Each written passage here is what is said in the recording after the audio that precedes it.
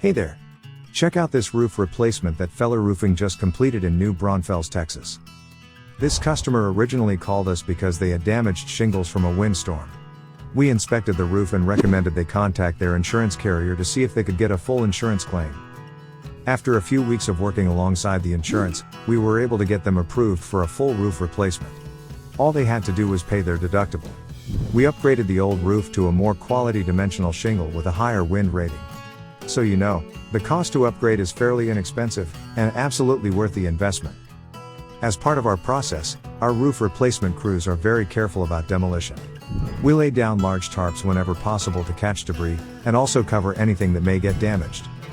After a few days of work, we completed the roof replacement, and it turned out great. For this roof replacement, we installed a weathered wood dimensional shingle as well as new ridge vents, metal drip edge, and pipe jacks. Call Feller Roofing today if you need roof repairs or a full-on replacement.